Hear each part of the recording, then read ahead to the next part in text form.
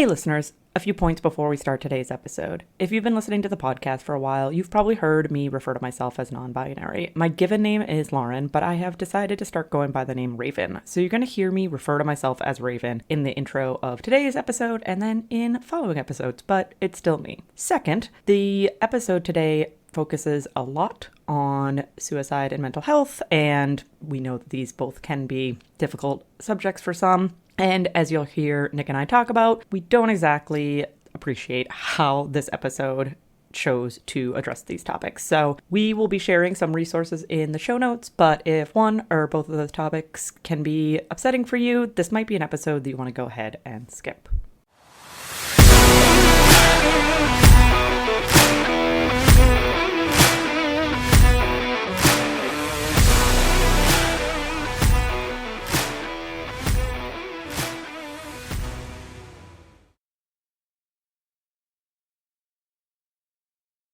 Welcome to Who Are You, a CSI podcast. I am Raven, and I have seen CSI through around 3 to 4 times. And I'm Nick, and these are my first time experiencing these episodes. And today we are reviewing Season 3, Episode 11, Recipe for Murder. Original air date is January 9th, 2003. Directors are Richard J. Lewis and J. Miller Tobin. I'm not used to there being more than one director, so I definitely stumbled over the fact that there was a second name. I was like, wait, I'm not... writers are Anthony E. Zeiker and Ann Donahue, which I am used to multiple writers. And we begin, as we begin many, an episode of CSI with shots of the Vegas Strip before we go to like a meat processing plant. So before we dive into that a little bit further, Nick, what is our Vegas score for today's episode? I believe our Vegas score is 21, which is pretty low. I think that there are so few shots that I... even right now am questioning whether I missed them. Yep. But yeah, there's a couple. There's a long... the opening shot is long. It's like 9 seconds long. Yeah. But then I only have one other cutscene later on. And so this is, I think, maybe our lowest Vegas score of the season. I'm not sure. I'm not going to be surprised. Yeah, it is. And I would say... and other than... not a Vegas-y episode at all. No, other than like the one scene in the casino, which is very brief. True. Yep. Yeah. There's a little bit of gambling talk, and one scene in the casino, which I didn't even give. No, I don't think you should. I didn't even give them bonus. But we have 21. It's a great Vegas score, right? It is a good Vegas score, right? Yeah. So that's where we're sticking. Fair. But yeah, no, it's none of it. This show could have been taking place in any city. Yes, I agree. So we leave the Vegas Strip. We go to a meat plant. There's like a truck backing into it. The boss then goes on. He's like opening up this meat processing facility. He's like turning on lights. He's turning on machines. But then he finds a hand sticking out of one of the machines, which brings Grissom and Catherine there with Jim Brass. He's giving them a debrief, and he lets them know, Jim Brass does, that there's a body in the meat grinder. So we also learn, as Grissom and Catherine are starting to investigate the grinder, that they think the body didn't grind fully because the elbow got stuck in the blade, and that's what caused the machine to start malfunctioning and not like fully process the human body. I didn't look this up. I don't know this factually true, but they say the ulna is one of the hardest bones of the body, and it's one of the bones in your arm. And so presumably the big knuckle was a big chunk of bone. I tend to think that our bones would all largely be the similar density, but I have no basis for that. Other than they're made of the same stuff, but like, you can have wood from different types of trees, or even in the same family that are vastly different, and you can have them be different based on like how fast they grow. So my guess is that happens with all parts of your body too. So I don't think they would say that if it wasn't true, especially at this point in the show. But I do like the notion that someone is grinding up a body and it gets stuck and they're just like, F it, I'm out. Yeah, they just leave. They're just like, never mind. I don't care. We're done. Peace. I did as much as I could here. What's the worst that's going to happen? Yeah. What could possibly go wrong? Grissom's line before we go to credit is that he needs a hand, but that was one of the worst. It was a rough one, which is, I feel like, setting up for this episode. Spoiler alert. We go to credits. We come back to Grissom and Catherine. They're realizing that they're going to need sifters to like work through this, kind of like parse the different materials out. and they're also going to have to dismantle machine. Catherine's on it, though. Catherine's like, I mean, male-female parts. I know what's up. I can dismantle this. She seems to know a lot more about a meat grinder as she like names all the pieces that come apart later. So it's a little bit more than just plumbing. But I did like that. I like the, you know, I think a lot of people are intimidated by machines and things that they don't know about, but like a lot of times they're super simple. However, I can also admit, I mean, I guess a meat grinder probably doesn't have, like, you probably use a lot of force and not a lot of like cutting, but like it could be dangerous, Catherine. So like you could have at least had the guy standing by, maybe not have, you know, the foreman nearby, maybe not have him touching it because you don't want him contaminating the evidence. But like I did like that. She was like, no, we can, come on, Grissom, we can take apart a meat grinder. Yeah. Catherine knows what's up. So they're disassembling the meat grinder, they're bagging evidence. Grissom finds an earplug, and he realizes that it is a different type of earplug than the ones that the workers at this plant wear. So he wants to test the earwax on the earplug for DNA because he thinks it has something to do with the murder. There's a line here that made me think they were going to try to like match the earplug to like the ear canal, which they don't ever try to do. No, they don't do like, that. They're like, well, if the ear fits, you know, if the earplug fits, it's kind of like a reference to if the shoe fits, or like Cinderella or something. Yeah, Cinderella kind of reference. And I was like, there's anyone who's ever worn foamy earplugs know that they distend, like they return back to their shape after you take their ears. So like, that was never, I thought that was going to be bad science that they implemented. They did not. They did not. They were just relying on it. They do just end up relying on the DNA. They just rely on the DNA on this instance. We leave this crime scene. We go to Warwick and Sarah there with a detective who, at the very end of the episode, we learn is named Sully. But they don't say this detective's name until like one of the very last scenes. I think he's in another episode. I think he is. I do think he is. But he's not in enough episodes that by default, I'm going to know who, you know, I'm not going to, like, I'm going to remember his name. They should have said it much earlier in the episode. Spoiler alert, he's not going to be around for a long period. Oh, poor Sully. So we learned that at this crime scene, at this apartment complex, the victim is Linda Damon. She's 23. She died of an apparent suicide. There was no forced entry, but her wallet is empty, which is a little bit strange. They go in. Hank is there, and he's giving a little bit of a rundown of you know, what they found when they arrived on scene. We learn that she's dating someone called Brody Jones, or Johns? No, Jones. Warwick asks if she was moved, and Hank is adamant that they did not move. This is a callback, I would say, to the bra moving. Yeah. I guess for some reason I thought he may have moved that body too, but yeah, it was mostly the bra. It was the bra. It was the nightclub. Who was she, like a rock star? Is that who it was the movie star that killed the trans woman. Yeah. I was trying to remember who the person was, but yeah. A criminal, what do I want to call them? I don't know. I don't want to call them a suspect because at the end of the episode, they're not, you know, the perpetrator. Yeah, it was the rock star or whatever. But yeah, it was like a very specific, I think, callback. Not very professional for Warwick, you know. Well, really I think he's just double checking, right? He wants to make sure, because this could be a huge piece of evidence for them if Hank and the other emergency personnel did not move her, right? Yeah. If Hank was to be like, oh yeah, I moved her, Warwick would have to be like, oh, okay, then I'm not taking this into account then. Yeah. But he's like, he didn't say like, I just need to know that you didn't move the body. It looks like it's been moved. So he's like, you didn't do this with any of your life-saving efforts. He's like, really digs on the guy. I was like, geesh, Warwick. So Sarah swoops in and she says, it's okay, baby. To Hank. Baby. Which I thought was cute. I was disappointed that other characters in the room didn't react more or bring that back up later on in the episode. Hank says, like, they have a little moment, like, right at the end of the scene. I wanted Warwick to bring that up. Yeah, to, like, tease her about it. Yeah. But instead, Sarah goes into the closet. She finds a stain on a shirt that's hanging up in there. We go to Grissom with Doc Robbins, and at this point, we know that the body was dead before the arm was hacked off. So they were not put into the meat grinder alive. They were already dead and then put into the meat grinder. They also realize that, yes, very true. I would hope so. They also realize that there's like general scarring on the palms. And so they're kind of listing off some professions where this might be, which they don't get the actual profession until they ID the victim. This is like bad television, in my opinion. There's a difference between Oh, I think Rock Robin's like, oh, bricklayers and pipe fitters, Yeah, scars from that, and like later on they refer to him having burns on his hands. So like I'm sure he also had cuts on his hand, which right. is what I think they were supposed to be referring to. But then later on they make it sound like oh, but they had burns on his hands, and I was just like they really didn't do a good job of letting the audience know what they were talking about. I agree. And I got like I even on the second watch there I was like, this is confusing. Yeah. I And already know the answer, and this is confusing.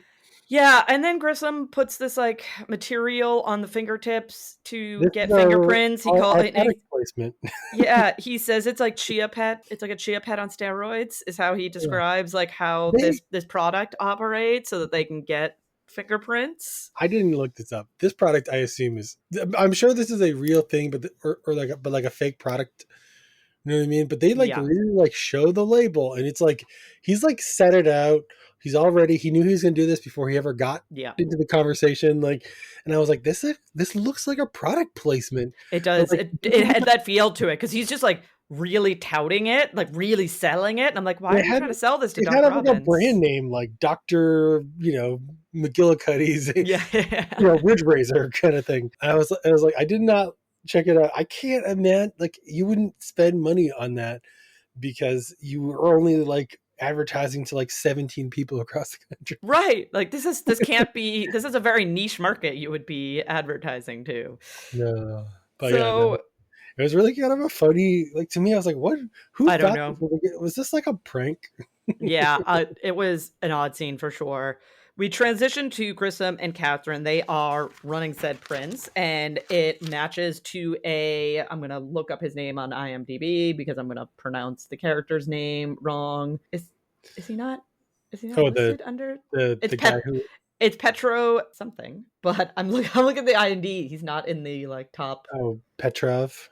Yeah, Petrov, but he is the head chef at the. It's spelled like Debreft, but it's like Yes. Debro or Debray That's what or Catherine says, yeah, and that's actually like one of the lines in the show. Is like, yeah. It's all right, it's it's spelled like debrief, but it's Debro. I think you Debray, know, Debro.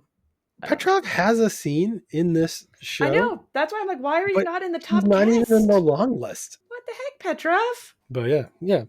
Would you call him Petrov? That's his name. Yeah, I mean that is his name. I was like trying to very quickly write down his last name and having a hard time with it. But before we follow that thread, we go to Warwick. He is with the parents of their victim, and he's comparing their shoes, or at least I think the father's shoes, to like prints that they lifted from the scene.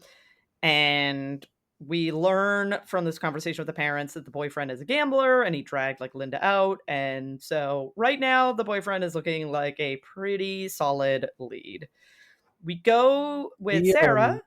I Oh, I think this is like this initial scene when they're examining the body. I wrote down this show really loves to comment on how gender impacts the way people commit like suicide. suicide. Yeah, Yeah. like they just like oh, women will kill themselves in the bathtub because they don't want people to have to clean up after them. And it's like we this keeps coming up like oh, this person, men are more likely to kill themselves this way, or there was a lot of like women are just not likely to commit. I think actually in that same episode with the callback where they moved the bra is like they even made a comment. And I was like the show's gonna stop trying to like it's not evidence that someone's gender is not evidence to how they would have lived their life. Yeah. I mean, I think it's something, I think it's good to take data into account, yeah, right? To be like, I don't think you should say, oh, she's a woman, so there's no way that she would have committed suicide in this fashion. Like, I think that would be a very bad approach. But I think it's fair to they use it maybe question the scene a little bit more if data shows that there's a very low likelihood that this is like where and yeah. how she would commit suicide. I do think that like it gets weird because they do it every single time. They do. They really do make a And like point of like this, bringing it this up and focusing on it. yeah, rather than being like something sometimes or particularly like they use it every time. And there's so many other things wrong with this scene that you should be paying attention to. Right. like bloody footprints on the floor and the body being moved, that like we didn't need that distraction of that conversation. We could have just been focusing on the evidence. So that I just didn't write it down. I was like, when it happened again, I was like, really? Every time there's a potential suicide, our first suspicion is, oh, this is not how somebody of that gender would have committed suicide. Yeah. That's a good point. Yeah. So every once in a while is fine. Just not every time, guys. Yeah, not every time. So we stay in the storyline. We're with Sarah and Doc Robbins, and this actually is not a gendered conversation. Sarah's just pointing out that there's no hesitation marks, and just overall in people who commit suicide, in the method that Linda did, they generally make or try to like go to make a cut and make like a very small cut at first before making the cut that will be fatal. And so Sarah's just pointing out from an overall perspective, this is very unusual that it's like just a single like clean cut and there's no hesitation marks. Like that is just strange. If you ever like jumped off something high, like you do that thing, a lot of people like psych themselves up, and it's like it's not easy when something's scary. Right. We learn in the scene as well that the tox screen results are not back yet. And Sarah also notices that she has glass in her hair, and it appears to be safety glass. So we'll follow up on that in a bit. Before then, we're with Catherine and Grissom at the restaurant, and they're talking to the hostess who thinks that they're trying to get a table and is very flustered and is trying to tell them, like, no, like, we're like in a rush and you didn't make reservations and we're short a chef, which prompts Grissom to be like, yeah, I know he's dead and dismembered. Yeah. So can like we please talk to like the manager of the restaurant? I like how the idea that being short a back of the house chef is making the front of the house hostess very busy. Yeah. It's like really she's just answering phones. I will say like most modern restaurants, like fancy restaurants, the people who answer the phone are nowhere near the operations. Like you wouldn't even want the phone ringing. Right. You know, to hear it. So a lot of times they're like in different part and they don't need the phone to ring all the time because people stop calling when they realize, well, people don't call as much as they used to, I guess, in 2003. But, you know, people stop calling when they realize the answer is always no. Right. You can't get a table here. Yeah. So Catherine and Grissom, go in the kitchen of the restaurant. They're talking to the manager. Grissom finds blood spatter on a jacket, and it actually ends up being the back of a waitress's shirt, which they're like, this is weird. Because I get, they're basically saying, I get that if it was somebody who works in the kitchen that, you might cut yourself and there might be blood. But why would there be blood on the back of a waitress's shirt? I mean, why would there be that much blood on so many people's jacket? Like, it's a very dangerous kitchen. Very true. Yeah. And then the manager says, well, can we do this investigation after the rush? Which somehow Grissom and Catherine agreed to. Yeah, I think the thing is like they were using the threat of you could shut down and answer us, or we could leave, go get a word and come back. And so the idea is, all right, well, if you give me till after the rush, then yeah, I will give you my permission. And then you won't have to go get a warrant, which will probably be even later. Take longer. Right? Yeah, I thought it was very strange, but yeah, I do agree. I also was like, no, it's because like their threat was like, we'll shut your restaurant down for days, right? If we go get a warrant. So like they had all the leverage. Yeah, they kind of, and then Grissom and me, I think I don't know if it's like it's a next when the scene is, but yeah, it's literally the next scene. It's taking so long. I was like, what do you think of the busiest restaurant in Vegas? It's literally the next scene. They're like out in the restaurant waiting. Grissom is saying that the rush is taking too long. And as they're waiting, Grissom finds a V pattern from some type of like heat. Burn. I think it's like smoke. It's like a burn mark, smoke mark. Yeah. I assumed it was supposed to be. Yeah. Yeah, and the manager tries to say that it's from candles being placed too close to the wall, which we'll learn not too far from now that's not it. The level of sinisterness they applied to this. Oh, to this mark.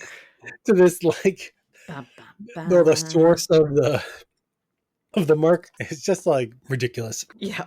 So, but before we follow that one, we go with Grissom and Catherine. They approach the waitress, Stephanie. They're asking about why she has blood on the back of her shirt. She is refusing to answer. And then the sous chef pipes up and says that the blood came from him. He touched Petrov's knife, and part of the like macho culture of the kitchen is that if you get a cut that you need to disperse maximum spillage, which Grissom understandably is like, has no one here heard of HIV? Like, why are you spreading blood all over the place? Like, what is happening? Not even just HIV. You should be shutting this restaurant down right now. Board of Health. Yeah. People are admitting to throwing blood at each other while they're prepping your food. Well, they're prepping food. I don't care what you have.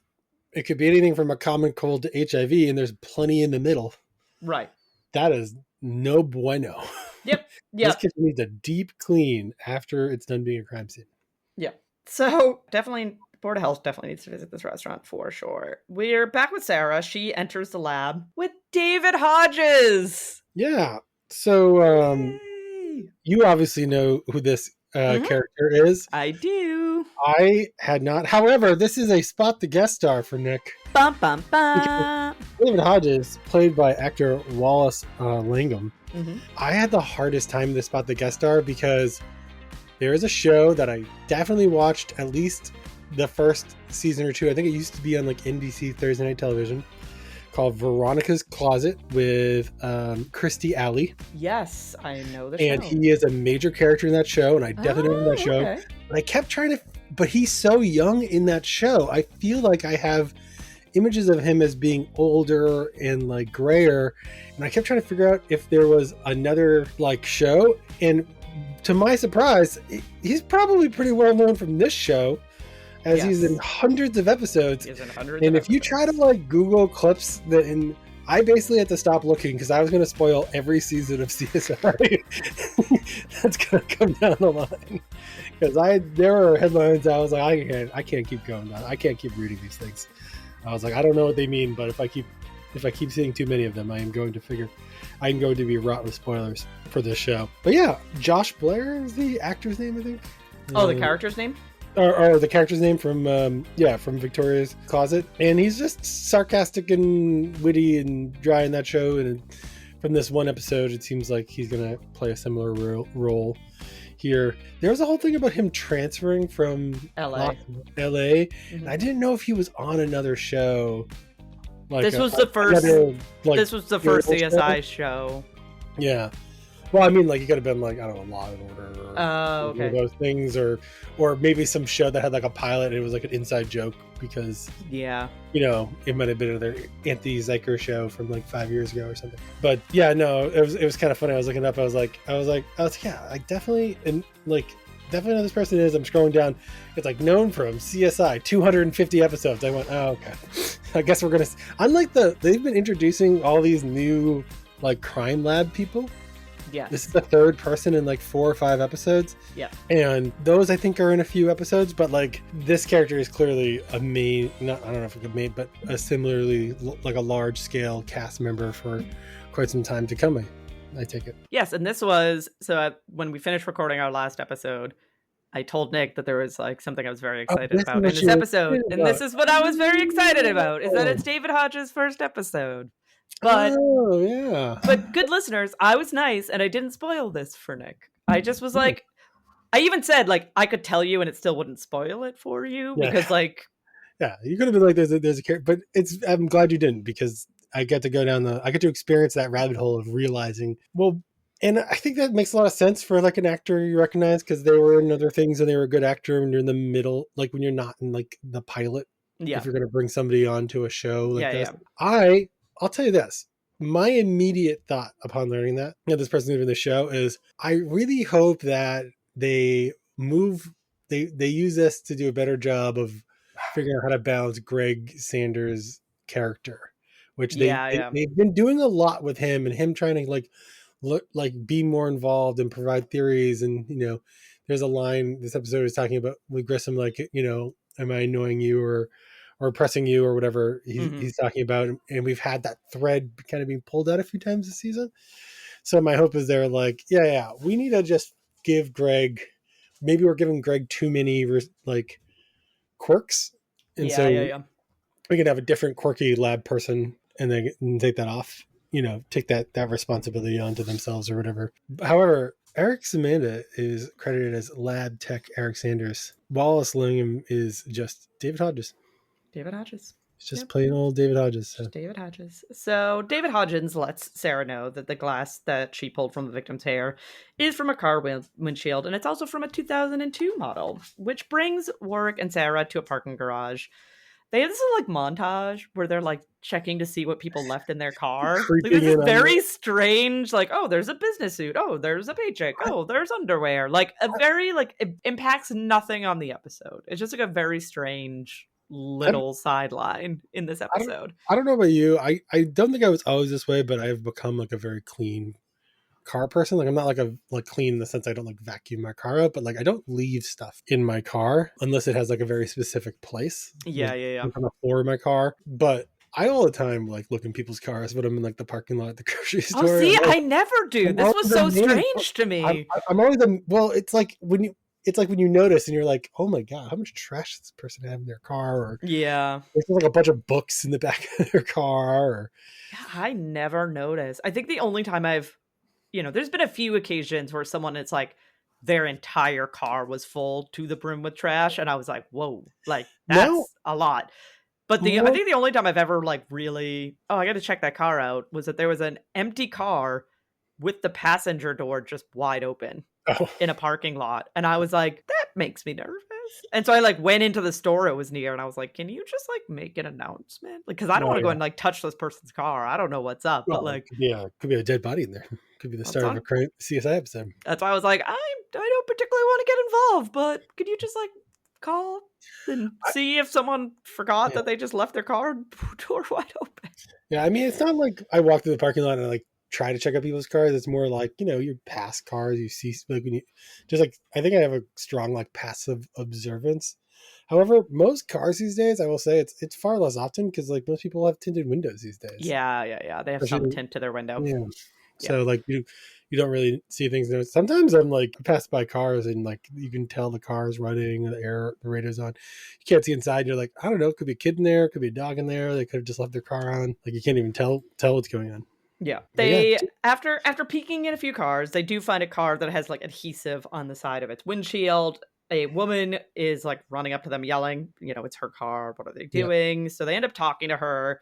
She lives in this complex that the victim lived in, and she's the one that lets them know that Linda was very destructive. Like, yeah, she had to replace her windshield because Linda was the one who smashed it, and she would throw furniture into the pool and like all of this stuff. And she mentions at this time the up and down moods of Linda. Like if she was up, she was doing this. If she was down, she was doing this. Yeah. So I was disappointed they didn't try to find glass in the ground. Like I get they're repaired, but I don't know if like you find broken glass in parking lots all the time. People do not clean up after themselves. No, this is I was like, you could have found the glass, but I guess at a certain point they're just like, okay, that's confirmation enough for where this came from. Yeah. So we have our one scene with Nick. Poor Nick is not getting a lot of airtime recently. He just flew in from a conference. But he finds seminal fluid. Catherine finds cocaine.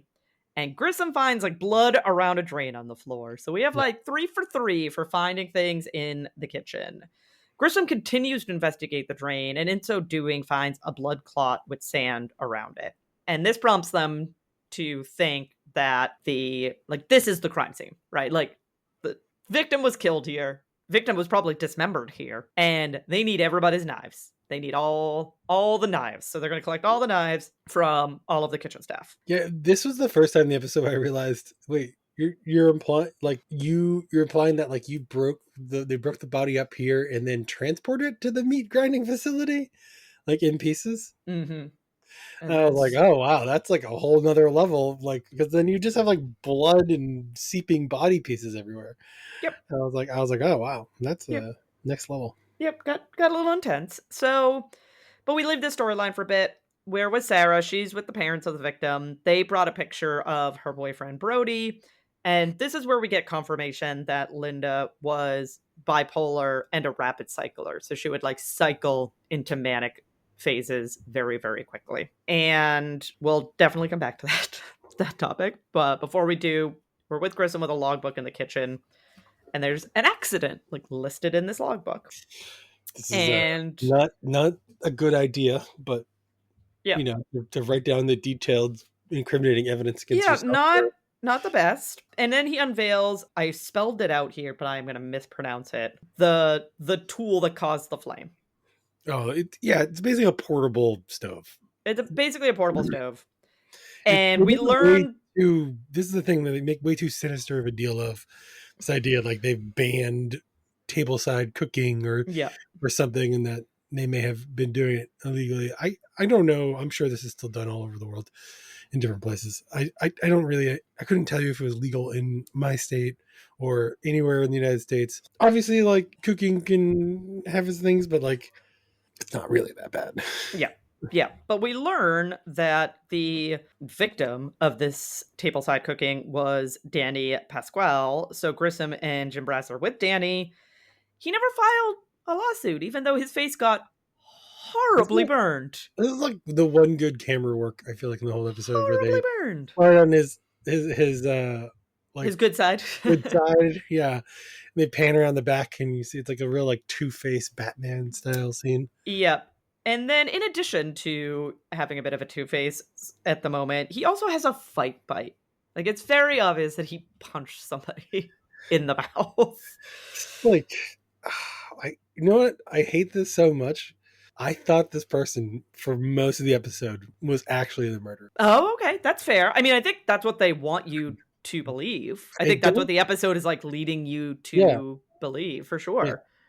And then like what ends up happening, I was like, oh, that's not very fulfilling at all. Yeah, you're like, oh, I don't like that. Like I thought, they have this whole thing about like special request order, revenge, like, and I thought for sure it was going to be like them protecting their customer to sort of protect themselves. And yeah, in the end they were protecting themselves, but like, I don't know, the reason for that murder just seems really dumb. We'll get there. We'll get there. Before we're there, Catherine is with Greg Sanders. They're they're checking out all the knives so far. They're like 25 knives into testing and getting no results. And then Catherine picks up a knife and finds like a smudge on it, which initially she thinks is blood, and then is like, wait a second, this is not blood. This needs further investigating. Before we do that, though, we're with Warwick, Sarah, and Sully. They're in a casino. They find Brody. Warwick refers to him as a bean counter. He's basically trying to break the code of the machine so he can win big. He obviously has blood on his sleeve. Like, as he's like pulling the handle down, he obviously has blood. They show like the blood and... Yeah, he gives up the shirt, and then they're like, that's not going to be enough. You got to come with us. Like, we need you and your shoes. You got to come down to the station with us. Before we follow up with Brody, though, we're with Greg Sanders and Grissom. There's a little walk and talk.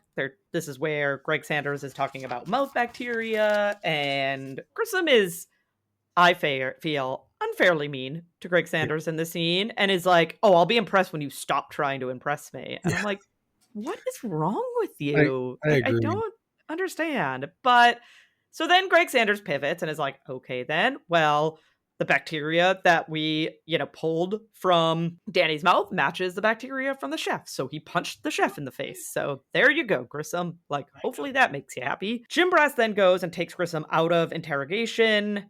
And Jim Brass lets him know that Danny might not be the killer because the DNA on the earplug matches a delivery driver that delivers to the restaurant. Yeah, just very quickly it's like, oh, nope, just kidding. We're going to do it on this path. Like, which, again, as I mentioned, like, I was like, I still like this guy because I was like, okay, the delivery guy, like, clearly wasn't I mean, I guess I'm jumping ahead, but like, spoiler, like, I kept coming back to this Danny Pasquale guy. I kept waiting for the one extra piece of evidence. Yeah, you're like, it's going to be Danny. Spoiler alert, it's not Danny. That made the rewatch worse for me because, like, I just kept being like, this would have been so much better. Yeah.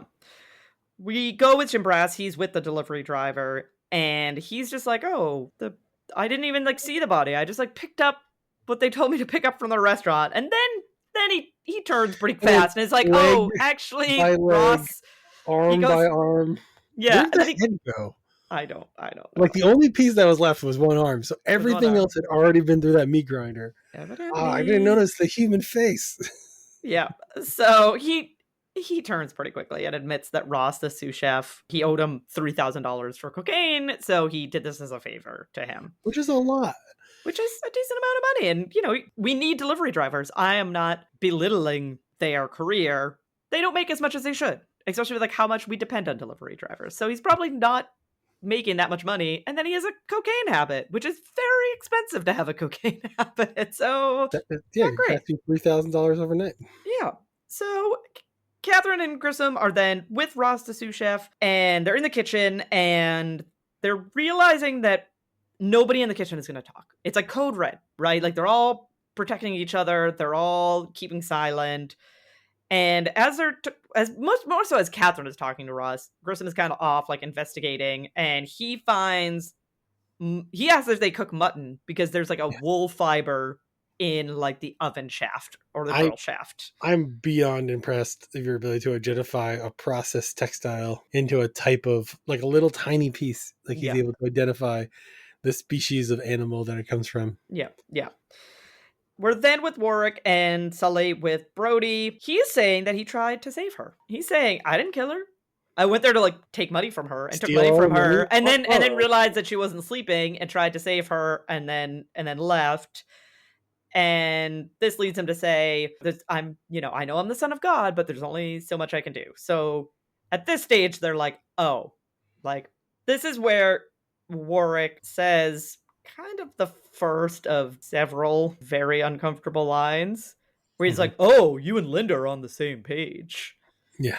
And it's like, oh, okay, man. Like But right after this interview, Warwick and Sarah are talking, and Sarah's like, essentially like bipolar girl meets bipolar boy. They go off of their medication, right? Like this is leading to some bad decisions. Doc Robbins walks over. He has the tox results. No surprise, there's not lithium in her system. They sort of pieced together already that she has not been taking her medication, so she's not been on her lithium, but she did have 200 milligrams of Valium in her, which is a lot of Valium. I don't know my Valium doses as well as Warwick does, but it does sound like a lot. It's a lot. So we then have Catherine entering the lab where Greg Sanders is, and Greg Sanders lets her know that the smudge on the knife is nail polish. So this transitions us to Catherine with a lineup of the women from the restaurant. She's checking out their nails. The hostess has painted nails, so she has to stay. They take a sample, and then she has to stay. I do love this. Like, okay, first you all have to line up, then put your hands out. We couldn't have just been like, what color your nail? Oh, you don't wear nail polish? Oh, okay, yeah. So Warwick, Sarah, and Sully have their own little walk and talk. Oh, and you didn't mention the part where she rips one of her press-on nails. She rips one of her nails off and just gives it to Catherine. Is this enough of a sample? Yeah, she's like, is this good enough? Yeah. So we go to the other crime with Warwick, Sarah, and Sully. They have their own walk and talk.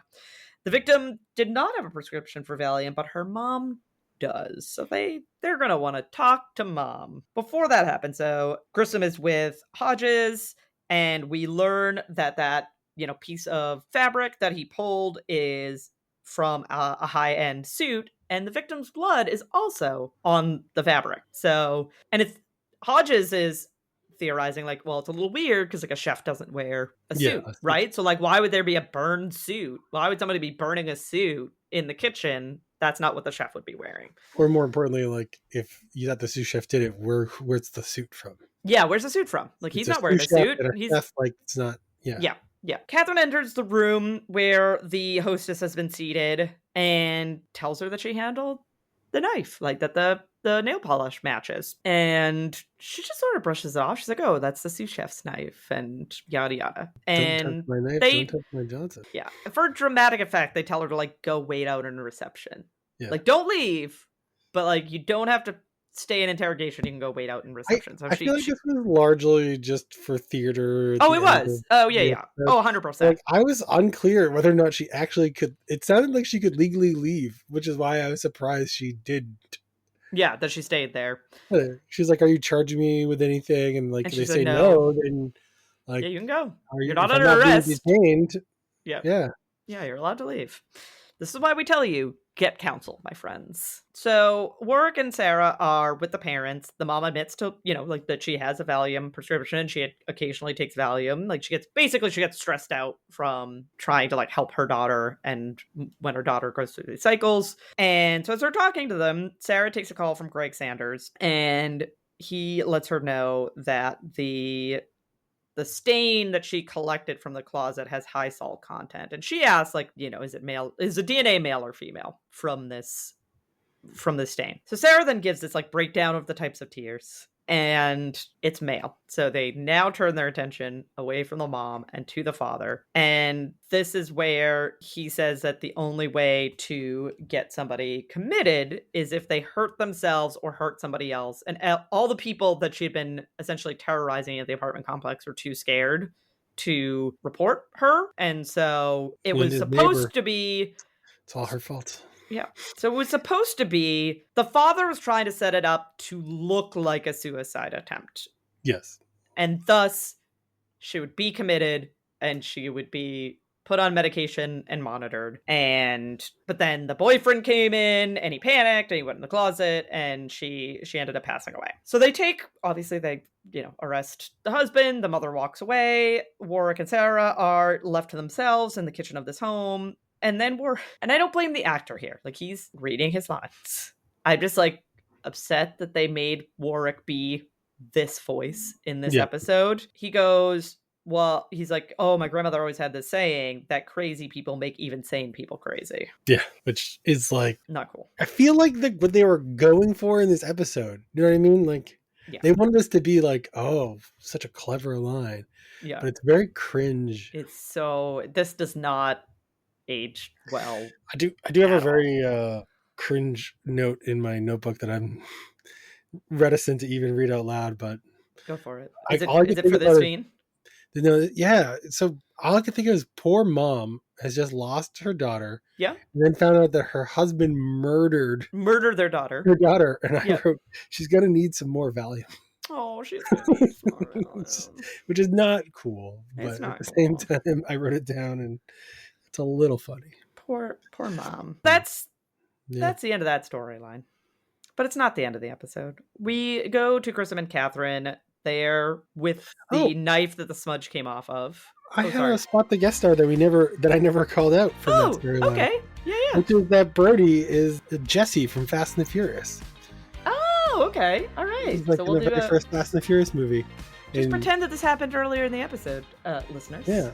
It's funny because it's right above that is written down right above my cringe gonna need some more Valium line. You're like, oh, I know who this Brody character is. I forgot about that. So I recognized him. It has been so long since Fast and the Furious that I was like, I wasn't sure. He's in 5 episodes of CSI New York, and that is where I probably know him from. But I can't. Of Star Trek Picard. Yeah, I saw that too, and I was like, Yeah, he plays Ensign Foster in Star Trek Picard, and I'm like, I don't know who that is. But, because I wonder if he's an alien with makeup on it, so I wouldn't necessarily, recognize him, because he's not playing a human character. Loads of Supernatural, which I don't remember. Yeah, and that's what, he's in 5 episodes of CSI New York, and I assume that that's where I know him from, because I've seen CSI New York 2 or 3 times, but I couldn't specifically remember him, so I was like, well, I'm not going to call it a spot the guest star, because it was definitely I recognize him, and it probably is from CSI New York, but I can't remember him specifically from CSI New York, so I'm not going to call it. It's a pretty major role in the Fast and Furious original movie, though. The original movie, okay. So just, pretend, listeners, that happened a little bit earlier in the episode, but... I didn't miss it. That's all I'm saying. No, you did not. No, we brought it in. I just forgot to mention it because we Brody's name comes up so many times. It wasn't until they were in the casino with him. Yeah, that you were like, you actually saw him. Like, oh, I know what this is. Yeah. So... And I just forgotten that was no longer a new character and wasn't thinking about it. No, it's fair. Totally fair. So we got our 2 spot the guest stars in. We return to storyline A with Grissom and Catherine. They're examining the knife, and there is sand in the handle, and that sand is the exact same sand that was on the blood clot. So pieces are starting to come together. We then kind of have a split. Cool thing with the knife as a hollow chamber. Yeah, it's a hollow chamber. Presumably, so you can weight it. Which I'm sure that knife exists, but I'm sure it does. Yeah. It was I shouldn't say sure, but I'm fairly sure it does. it was really kind of like crazy how like to think about like using a knife that had stuff in it that could move around. You Right, know what I because it mean? could like change the distribution of the weight of Yeah, the like as knife. you're trying to cut, you want consistency and Yeah. control. And so it's like I think that that would actually be a really bad idea for a knife, but I think that it probably exists because somebody probably thought it was a good idea, and maybe it was like popular flash in the pan moment. People trying to make cool like there's this weird like stainless steel CNC look to the knife. Yeah. Knife, it's a great prop for the TV show, but all I could think is like, man, I can't imagine a chef in a restaurant would actually want that kind of feeling with it like sloshing around. Yeah. Yeah. So this leads us to kind of a series of scenes. So we have Grissom with the sous chef, and he's telling the sous chef, I don't think you killed the victim. Like, I don't think you're the killer, but you filleted him. Like, you're the one who cut him up.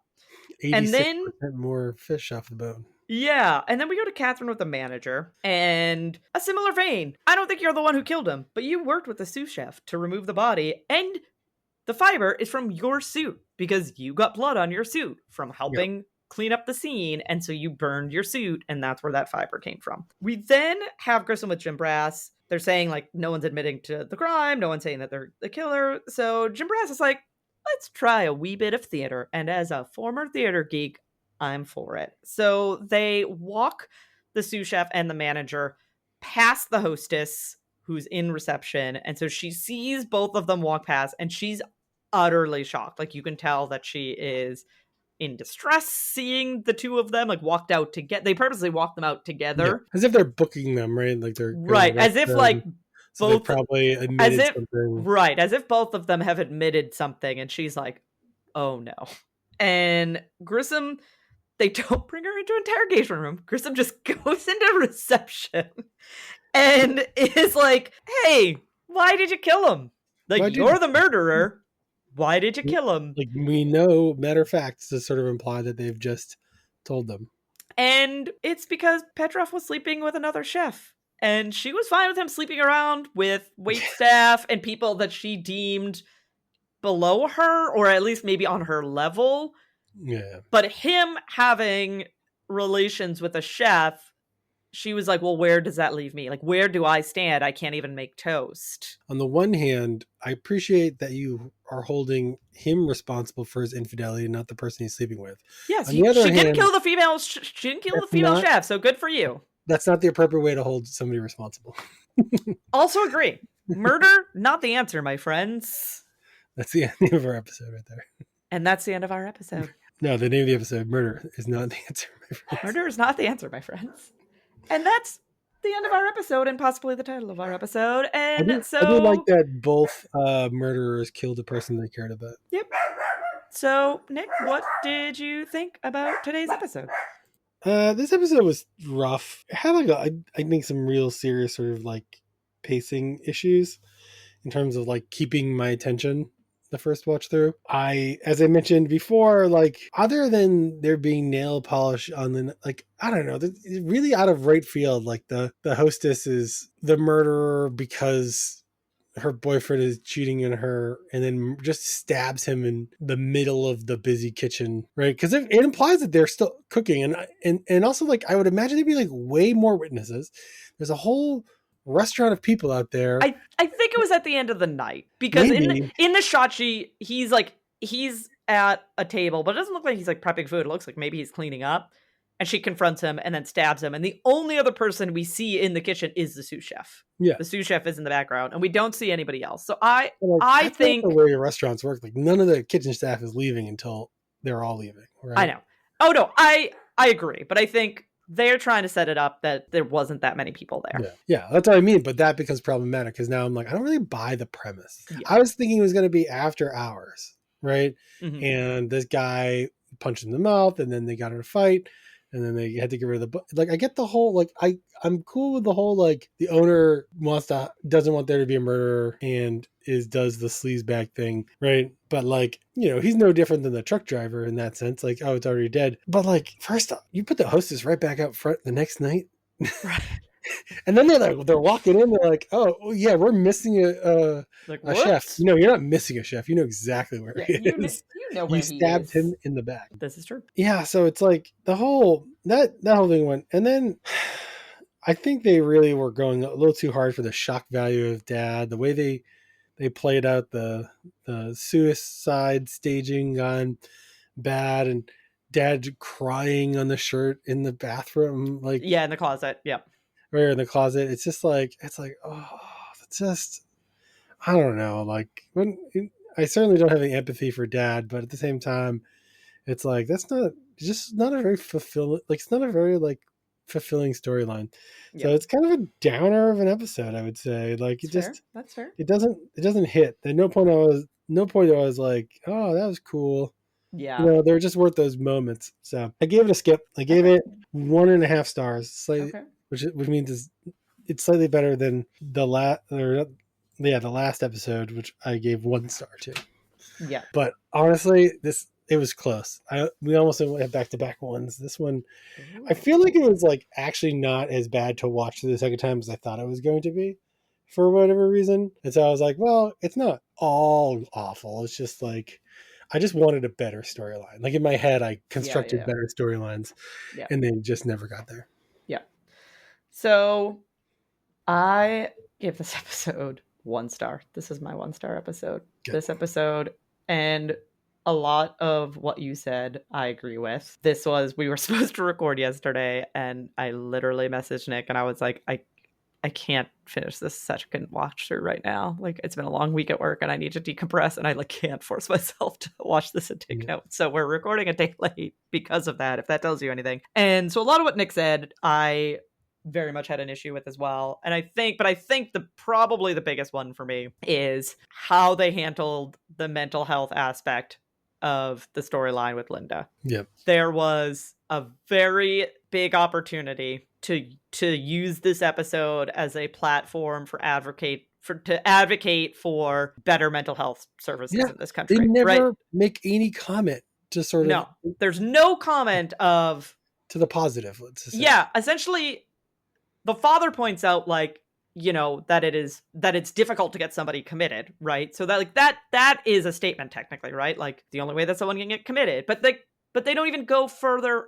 into that. They just like make the statement and move on. And again, I'm not angry at the actor, but it's just disheartening that Warwick's entire stance throughout this episode is basically like, crazy people be crazy. Yeah, but they're bringing us down. Yeah, like they're causing harm to the sane people around them due to their quote unquote craziness. And instead of using this as a platform of how devastating this is, because this father was trying to get help for his daughter in the only way that he thought he could get help for her. So instead of any commentary on mental health reform and how we better assist people that have conditions like bipolar and schizophrenia or, anything of that nature, it's basically crazy people be crazy. And and as somebody who has dealt with a lot of mental health, no one says to Dad, you never thought like alternative path. Right. They're just sort of like, well, yeah, I guess you did have to try to kill your daughter.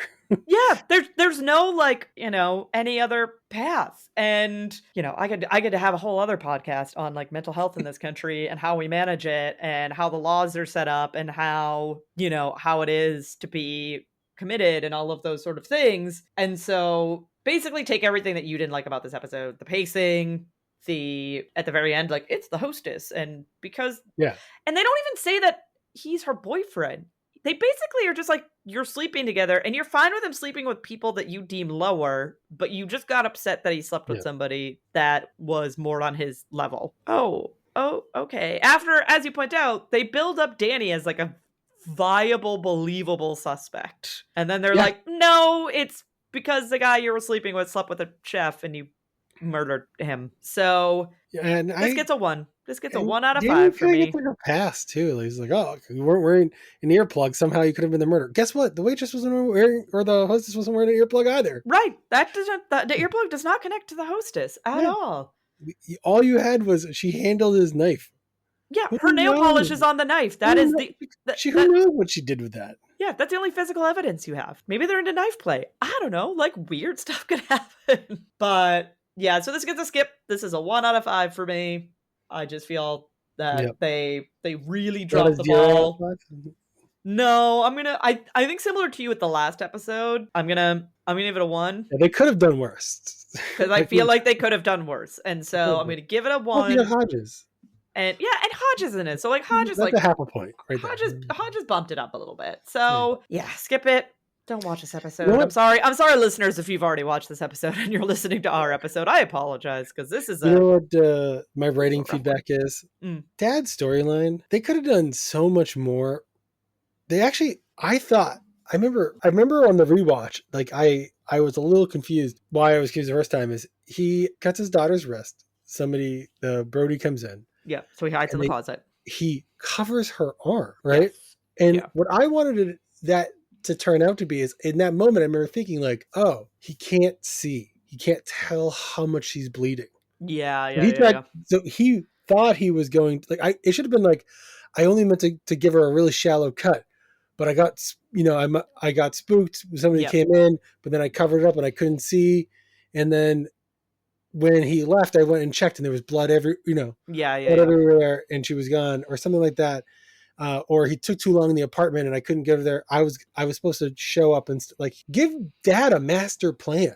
Yeah. Right? Yeah. Not that he's just like, oh, I dragged my daughter. I got a straight razor. Just slice it. And then what? Call 911? Based on how you cut, she would have been dead long before an ambulance ever got there. So it's like that whole, it wouldn't take in a lot to even make that part of that story better. Right. And so it's like, I don't know. Like this episode has so much lost potential that it's sad. And now I'm not talking myself down, but I was like, now it makes me just want to lower the score worse. I think I was the only reason I didn't give this a lower score is because I actually thought it was going to be painful to watch a second time, and then I watched it and I was like, okay, it wasn't that bad. Yeah, it wasn't great, but it wasn't dreadful. Yeah, I've had episodes where I've had to watch it in parts before. Yeah, that was this one for me. So hopefully when we return next week with our review of season 3, episode 12, Got Murder, where we have a higher. You've got murder. I hope in the meantime, you can find us on Patreon by searching for Who Are You? A CSI podcast. You can find us on Facebook the same way.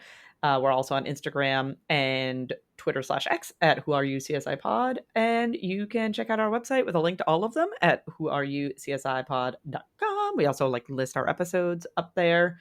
So yeah, go check that out. Consider leaving us a review. We thank you, listeners. We just hit over 7,000 downloads, which is a huge accomplishment for our little podcast that could. So thank you so much. But the best way for us to continue growing and reaching more listeners and hopefully, maybe bring some actors in to do interviews and all that fun stuff is to leave us a review, rate our show on, the podcast app that you're listening to us, and spreading the word. Tell a friend that you think might be interested in our pod. Post about us on Twitter /X. It'd be great. We'd really appreciate it. But hopefully we can bring you a higher rated episode next week. But we'll talk to you next week. No spoilers. No spoilers.